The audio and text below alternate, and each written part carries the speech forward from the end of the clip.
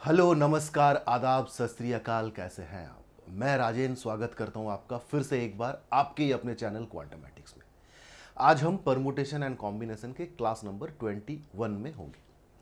21वां class है आज। और आज का जो क्लास है वो previous that means class number 20 में जो हम लोग ने बातें सीखी थी उनका ही एप्लीकेशन पे कुछ काम है। क्लास नंबर 20 में आपने लास्ट का जो कैटेगरी 2 देखा जिसमें आइडेंटिकल थिंग्स डिस्ट्रीब्यूट होने थे, और एक था कि group size not fixed, that means at least one thing should be put into each boxes, और दूसरा था कि identical things where group size is not fixed, that means क्या कि each box can have any number of objects. तो जरा सा revise कर लें। अगर पहला एक चीज क्या था कि एलिमेंट्स जो आपको डिस्ट्रीब्यूट करने हैं वो आइडेंटिकल है और ग्रुप साइज जो है वो फिक्स्ड है। फिक्स्ड होना मतलब कि एटलीस्ट वन ऑब्जेक्ट आप डिस्ट्रीब्यूट कर रहे हैं। तो इसको हम सुलझाते कैसे थे? n-1 CR-1 n object among r boxes. और एक केस क्या था कि आइडेंटिकल होंगे चीजें मगर जो ग्रुप साइज है मेरे भाई वो नॉट फिक्स्ड है। नॉट फिक्स्ड होने का मतलब है कि कोई भी बॉक्स इम्प्टी भी हो सकता है, जैसे यहाँ पे इम्प्टी नहीं हो सकता है। यानी कि उसे हम यूं कह सकते हैं कि any number of object can be putted into each boxes. और इसको हम सुलझाते कैसे थे? तो n+r-1 CR-1। इन्हीं दो कॉन्सेप्ट पे एप्लीकेशंस है। कुछ क्वेश्चन आपके स्क्रीन के ऊपर मैं रख रहा हूं, क्वेश्चन देखो। क्वेश्चन कह रहा है कि एक एल्जेब्रिक इक्वेशन आपको दी हुई है कि x plus y plus z is equal to 10, और इस इक्वेशन में जो आप सॉल्व करेंगे तो कितने पॉजिटिव इंटीग्रल सॉल्यूशंस पॉसिबल हैं। क्लियर हो रहा है बात? इस एक्सप्रेशन को आप जब सॉल्व करेंगे तो x का, y का, z का कितने कितने डिफरेंट टाइप्स का सॉल्यूशन हो सकता है या वैल्यू हो सकता है। एक बात तो और कि यहाँ पे पॉजिटिव होने चाहिए। पॉजिटिव मतलब जीरो नहीं होना चाहिए। दैट मीन्स x का या y का या z का किसी का भी, तीनों में से किसी का भी वैल्यू जीरो नहीं होना चाहिए। ठीक है? और इंटीग्रल होने चाहिए सॉल्यूशन। यानी कि आप ये नहीं कह सकते हैं कि एक सॉल्यूशन ऐसा होगा कि जिसमें x, y और z तीनों का वैल्यू सेम हो जाएगा। सेम हो जाएगा कहने का मतलब कि ये भी अगर k है, ये भी k है, ये भी k है, that means 3k is equal to 10, that means k is 10/3 यानी कि 3.33।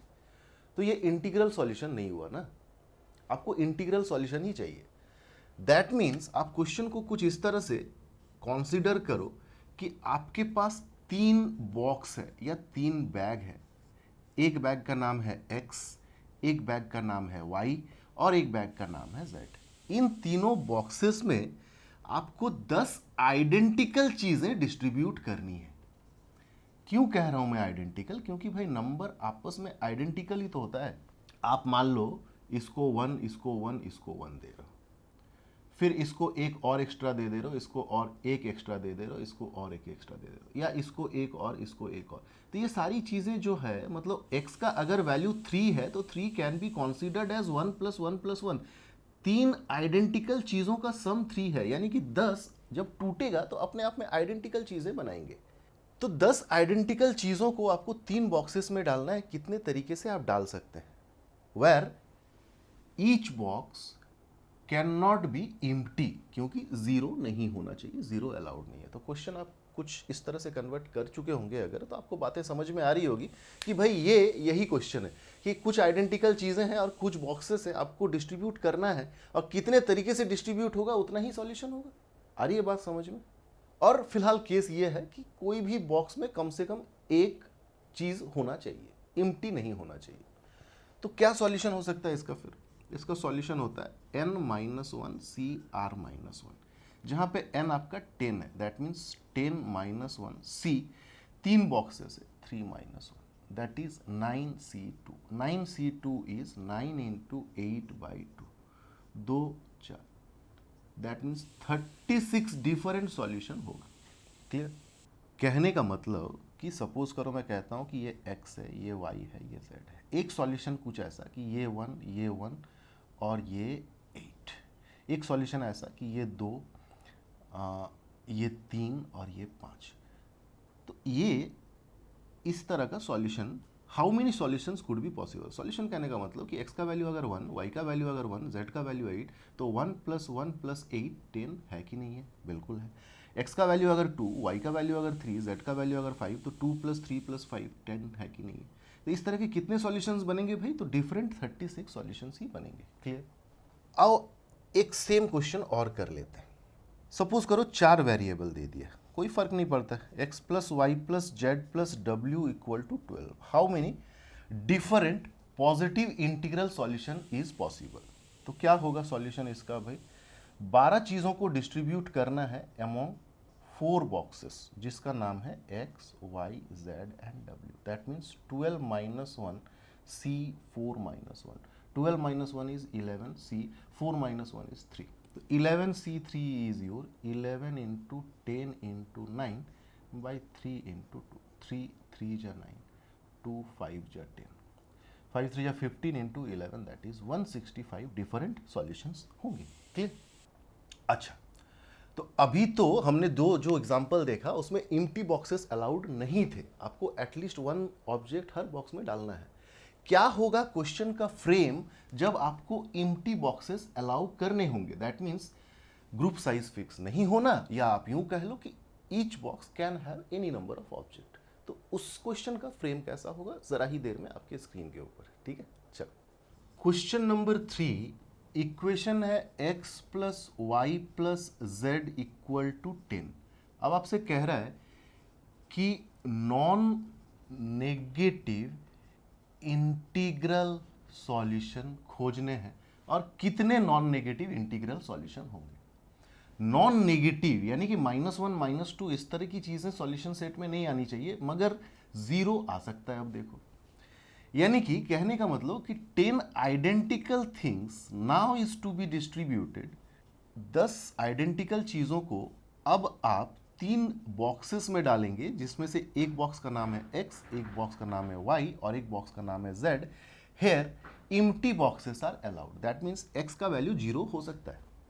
आ रही है बात समझ में? उसी का एप्लीकेशन है। तो इसको कैसे सॉल्व करते हैं भाई? n + r - 1 c r - 1। n 10 चीजों को डिस्ट्रीब्यूट करना है। r कितनी बॉक्सेस हैं भाई? 3 बॉक्सेस हैं। -1 c 3 - 1, 10 3 13 -1, that is 12c2। 12c2 is your 12 × 11/2, यानी कि 66 डिफरेंट काइंड ऑफ सॉल्यूशन होंगे। एक क्वेश्चन और कर लेते हैं, ठीक है? वही एग्जांपल उठाते हैं कि 4 वेरिएबल है, x + y + z + w = 12, और नॉन नेगेटिव इंटीग्रल सॉल्यूशन चाहिए। यानी कि 12 प्लस 4 बॉक्सेस है अब, x, y, z and w, -1 c 4 - 1, 16 - 1, that is 15c3। 15c3 is your 15 14 13/3 × 2। 3 5 2 7, 5 7 35 × 13, 5 13 65, 6 3 13 39 और 6, दैट मीन्स 45। 455 डिफरेंट सॉल्यूशंस होंगे। ठीक, अब बात करते हैं कि जब कभी इक्वेशन जो होगा वो अभी तक क्या था? सम के फॉर्म में था। अब अगर इक्वेशन प्रोडक्ट के फॉर्म में है, x + y + z = समथिंग था, अब मैं कह रहा हूं कि x × y × z = something. Equation का एग्जांपल आपके सामने है कि x, y, z 3 वेरिएबल का प्रोडक्ट है 45। ठीक है, how many positive integral solution is possible? तो ऐसे क्वेश्चन को सुलझाने के लिए आप करें क्या? 45 को पहले प्राइम फैक्टराइजेशन कर लीजिए। 45 in its prime factorisation form is 3 × 3 × 5, 3 3 9, 9 5 45। कहने का मतलब कि आपको ये 3 चीजें अब इन तीनों बॉक्सेस में डालने हैं। कितने अलग अलग तरीके से आप डाल सकते हैं? तो पहला केस तो ये कि 5 एक यूनिक चीज है, इस 5 को x में या y में या z में आप कितने तरीके से डाल सकते हैं? 3 तरीके से। तो ये बात तो सबसे पहले अलग कर लें। अब बचा आपके पास दो आइडेंटिकल चीज, इसको आप x में, y में और z में कितने तरीके से डाल सकते हैं। ठीक है, एक चीज और समझ लें यहां पे, चूंकि इस 45 को हम एनी नंबर ऑफ टाइम 1 से मल्टीप्लाई क्यों ना कर लें, रिजल्ट तो भाई 45 ही रहेगा। यानी कि each box can have any number of thing. Any number में यहाँ जीरो तो अलाउड नहीं है, बिकॉज प्रोडक्ट है, रिजल्ट जीरो हो जाएगा। यानी कि कितना भी 1 हम डाल सकते हैं, बिकॉज प्रोडक्ट कर लेने से 1 का रिजल्ट पे कोई फर्क नहीं पड़ता है। यानी कि ये भी n plus r minus one C r minus one में जाएगा, जहां पे n कितना है भाई, कितनी आइडेंटिकल चीजों को बांटनी है, 2। r कितना है, कितने बॉक्सेस हैं, 3। तो n that means 2, r 3 minus 1, c r minus 1 that is 3 minus 1। 2 plus 3 5 minus 1 4 c2 4 c2 use your 6। तो 2 3 को बांटने का 6 तरीका और 1 5 को बांटने का 3 तरीका, यानी कि required number of different solution is 6 into 3 that is 18 different solution possible है। होगा ना, ये अपने आप में काम अधूरा है, ये अपने आप में काम अधूरा है, क्योंकि अभी तक हमने सिर्फ 5 को बांटा है और अभी यहाँ पे हमने सिर्फ 6 को बांटा है। तो एक्चुअल रिजल्ट क्या होगा, इन दोनों का प्रोडक्ट होगा 6 into 3। क्लियर हो रही है बात। चलिए एक एग्जांपल और ले लेते हैं। x into y into z is equal to 24 suppose करिए। How many positive integral solution is possible. तो अगेन वही करिए, 24 को अगर प्राइम फैक्टराइजेशन कर देंगे आप, तो 2 into 2 into 2 8 into 3 24। तो 2 2 2 3। तो इस 3 को या तो आप x में या तो y में या तो z में कितने तरीके से डाल सकते हैं, 3 तरीके से। बचा ये 3 2। इन तीनों 2 को आपको 3 बॉक्सेस में डालना है, बॉक्सेस का नाम है x y z। तो अगर 3 आइडेंटिकल चीजें हैं, यानी कि आपका n का वैल्यू है 3। 3 identical things are there where each are 2 2 2। कितने बॉक्स हैं भाई, 3 बॉक्सेस हैं, यानी कि your r is equal to 3। तो इसको आप कितने तरीके से बांट सकते हैं, n plus r minus one C r minus one. Clear हो रहा है बात। Where n is your 3, r is also 3 minus 3 minus 1। 3 3 6 minus 1 that is 5c2। 5c2 means 5 into 4 by 2। 2 दूनी 4 5 दूनी 10। तो इन 3 2 को आप 10 तरीके से बांट सकते हैं और एक 3 को आप 3 तरीके से बांट सकते हैं, यानी कि actual result is 3 into 10 that is 30 different solutions are possible. Clear. तो हमने एडिशन पे सवाल देख लिए, ठीक है, इक्वेशन के प्रोडक्ट फॉर्म होने पे सवाल देख लिए। अब आपको एक और पड़ाव पार करना है, जिसमें कि मान लो मैं कहता हूं कि एडिशन पे एक सवाल था x plus y plus z equal to 12। तो इसके जब डिफरेंट इंटीग्रल सॉल्यूशन के बारे में आपने सोचा, तो बहुत सारा चीज ऐसा भी होगा जहां पे किसी 2 बैग में या किसी 2 वेरिएबल का वैल्यू सेम होगा या किसी 3 वेरिएबल का वैल्यू भी सेम होगा। जैसे एक केस तो ऐसा भी हो सकता है कि x y और z तीनों का वैल्यू अगर 4 हो, पॉसिबल है ना, 4 प्लस 4 प्लस 4 12। या ऐसा भी हो सकता है कि x का वैल्यू 3, y का भी वैल्यू 3, z का वैल्यू 6। यानी कि इस केस में क्या है कि 2 वेरिएबल का वैल्यू सेम है। ठीक है, तो आपसे क्वेश्चन में ये पूछा जाएगा कि वो सारे पॉजिटिव इंटीग्रल सॉल्यूशन निकालो जिसमें कि ना सारे वेरिएबल का वैल्यू अनइक्वल हो, किसी 3 का भी सेम ना हो, किसी 2 का भी सेम ना हो। That means question is like कि find the unequal positive integral solution, how many are they of a given equation. Clear, आते हैं उस तरह क्वेश्चन में। ठीक है, चलो question number 7, x plus y plus z is equal to 20। अब आपको positive but unequal integral solution कितने होंगे ये निकालना है। तो सबसे पहले तो रिस्ट्रिक्शन भूल जाओ कि कोई इस तरह का रिस्ट्रिक्शन है, किस तरह का, कि अनइक्वल। पॉजिटिव यानी कि no bag should remain empty, that means 20 minus 1, 20 identical thing should be distributed among 3 boxes, that means 3 minus 1, यानी कि 19c2। 19c2 means 19 into 18 by 2। 171 different solution है, ठीक है।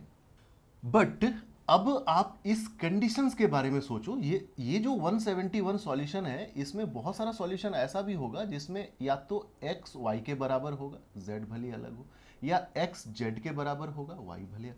मतलब कहने का मतलब कि कोई दो वैल्यू सेम हो सकता है, वो सारे सॉल्यूशन आपको निकाल फेंकने हैं इसमें से, ठीक। अच्छा, मैं ये क्यों नहीं कह रहा हूं कि तीनों सेम हो सकता है, x equal to y equal to z, ये तीनों सेम होगा ऐसा इसमें तो नहीं है। क्यों नहीं है? क्योंकि सम है 20। अगर तीनों सेम होगा तो सपोज करो x का वैल्यू k, y का भी वैल्यू k, z का भी value k plus k is 20, that means 3k is 20, that means k is your 20/3 यानी कि 6.7। तो ये पॉजिटिव इंटीग्रल सॉल्यूशन नहीं है, दैट मीन्स इस 171 में ये आया भी नहीं होगा, शामिल भी नहीं हुआ होगा, क्योंकि ये 19c2 या आप यूं कह ले 20-1c3-1 that is n-1 cr-1 सिर्फ उन्हीं सारी चीज़ों को काउंट करता है जो इंटीग्रल है, क्लियर। तो इसमें यानी कि ये है ही नहीं, हमें सिर्फ ऐसी चीज़ें हटानी है। तो बट फॉर्मेलिटी है कि आप सोचो इस चीज़ को कि case 1, if all x y z are equal, तो ऐसा तो कोई पॉसिबिलिटी नहीं है, देयर इज नो पॉसिबिलिटी। यानी कि ऐसे कितने सॉल्यूशन है भाई? 0 सॉल्यूशन है इस 171 में। Case 2, if any 2 of x और y और z आर इक्वल, ये तो हो सकता है, अभी अभी हमने जिक्र किया। यानी कि मैं ये मान लेता हूं कि x equal to k and your z is also equal to k, suppose करो, या लगातार वेरिएबल ही लेते हैं, y इक्वल टू k, और z का वैल्यू जो है वो z है।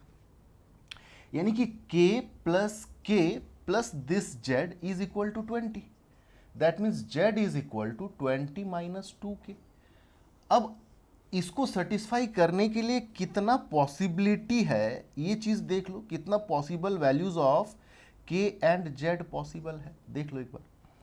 मान लो k का वैल्यू है 1, k को अगर 1 रखते हैं तो z का वैल्यू क्या हो जाएगा? 20 माइनस 2 दैट इज 18।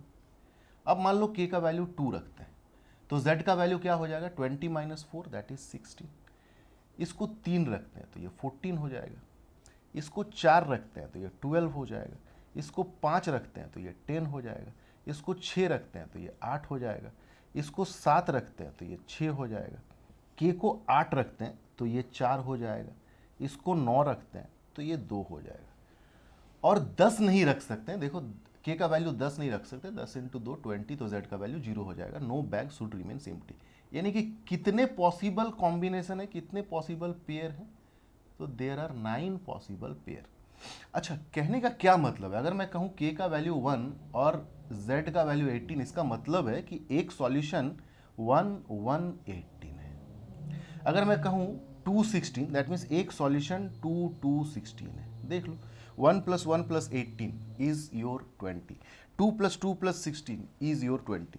तो ये सारे सॉल्यूशन तो नहीं चाहिए ना, मतलब इतने नंबर ऑफ सॉल्यूशन हमें नहीं चाहिए। तो ऐसे कितने सॉल्यूशन बने होंगे भाई? तो 9 वेज से 9 वेज है, और के जेड का कितना कितना अरेंजमेंट पॉसिबल है? देयर आर 3 थिंग्स, 3 फैक्टोरियल तरीके से अरेंज हुआ होगा, वेयर 2 केज आर सेम, तो 2 फैक्टोरियल से डिवाइड कर देंगे, यानी कि 9 इंटू 3, 2 फैक्टोरियल कट जाएगा, दैट मीन्स 27 ऐसे सॉल्यूशन होंगे जिसमें कि ना कि कोई दो चीज सेम होगा। Am I clear?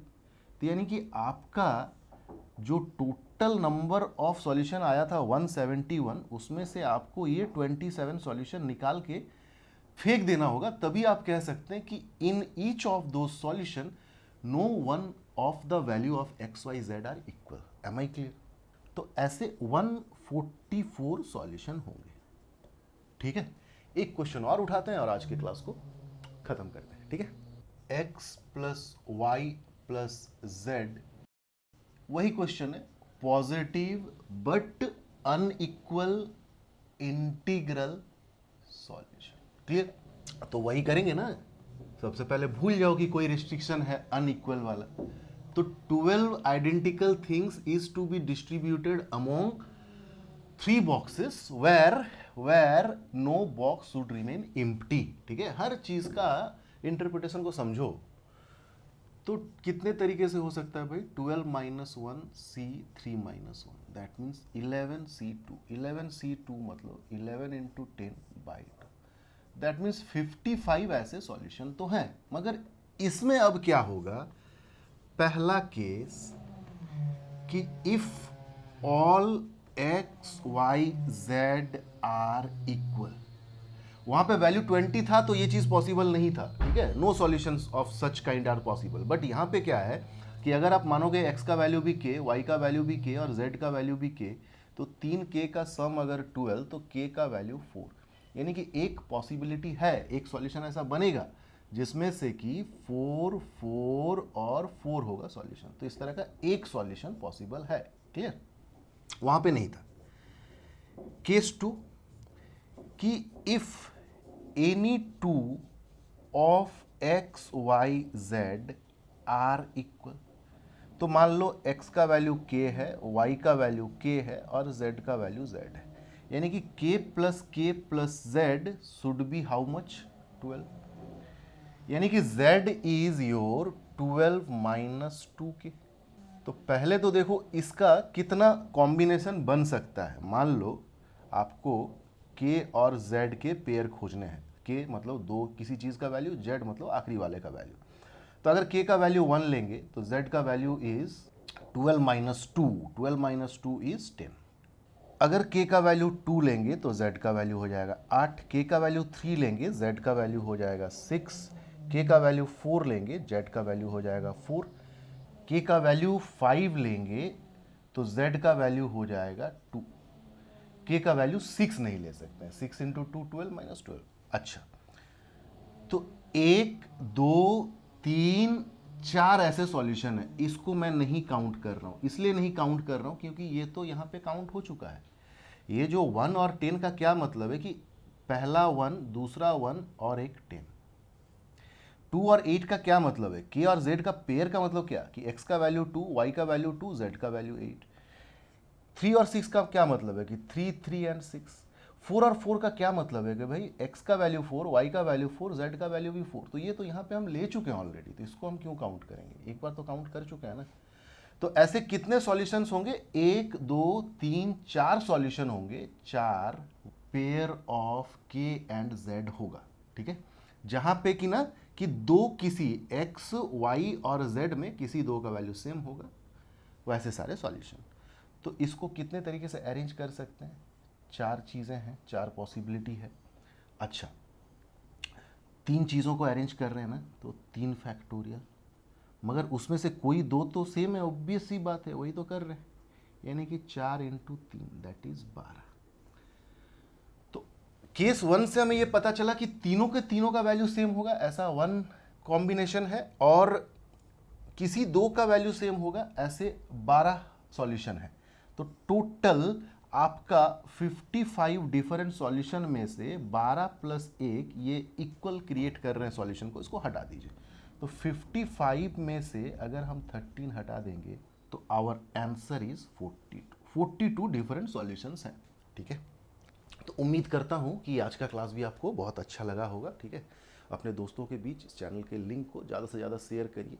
Telegram channel का लिंक भी डिस्क्रिप्शन बॉक्स में है, उसमें जा कर के आप इस तरह के क्वेश्चंस को प्रैक्टिस के लिए PDF डाउनलोड कर सकते हैं। ठीक है, प्यार बनाए रखिए। ठीक है, और एक वीडियो और लाऊंगा जिसमें कि मैं प्रीवियस ईयर में आए हुए परमुटेशन एंड कॉम्बिनेशन के तमाम क्वेश्चंस को रखा हूँ, और परमुटेशन कॉम्बिनेशन का द एंड हो जाएगा।